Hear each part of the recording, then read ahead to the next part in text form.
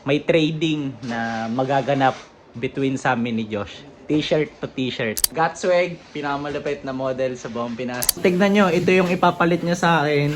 Mahalata nyo na lugi ako, di ba? Ikaw The pre. more man smoke herb, the more Babylon fall.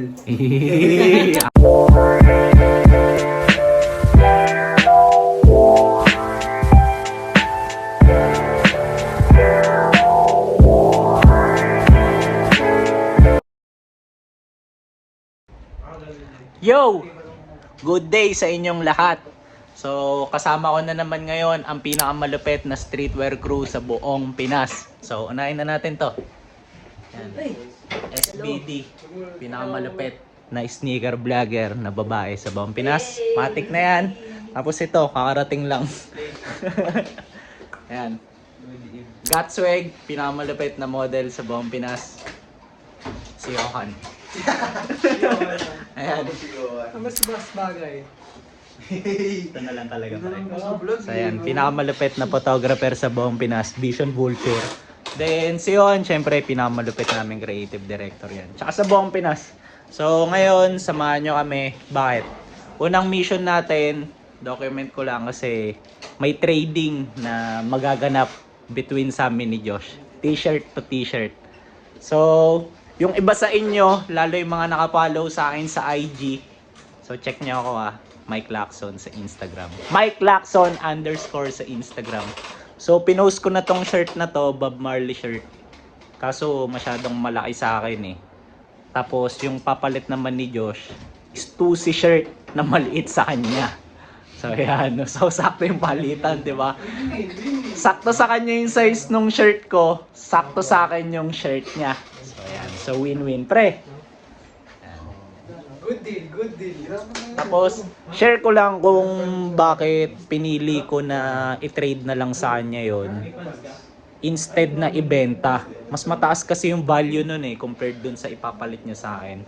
So, yung reason kasi may sentimental value na sa akin yung shirt.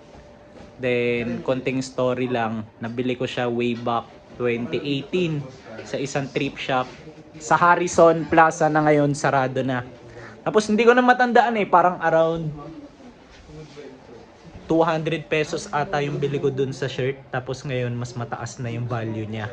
Basta nasa thousands na. Tapos, nagamit ko na rin yung shirt na yon sa ibang bansa before.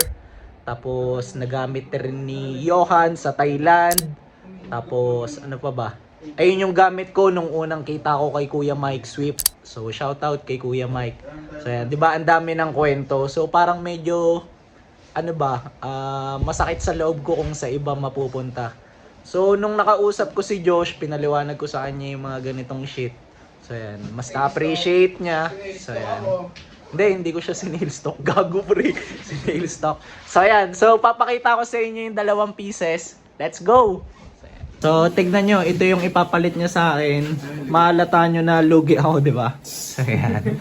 So, ganito yung... Sabi mo, sinail stock eh. Ayan, ganyan yung tag. Stussy. Tapos... Pabalik na rin ka, wait lang. Ganito yung likod niya, tignan nyo. Ang ganda kasi, bukod sa nagka-crack na yung print, medyo in love kasi ako sa mga ganitong klase ng print and shirt. Kakaiba yung design niya para sa isang Stussy piece. So yan. Parang pang Scarface nga sabi ni Johan. Tapos pagdating dun sa tela, ganda. So yan. Tapos puting-puti pa. Pre! Thank you, pre. Love you, pre. Welcome. Nice one. Pre, nasan yun sa'yo? Papakita ko lang din. So yan. Wait lang. Babalik ta rin niya lang. So, ito naman yung piece na iti-trade ko kay Josh. Sabi ko nga, na-post ko na to sa IG. Tignan nyo yung details na ito. Pre, pakita ko lang.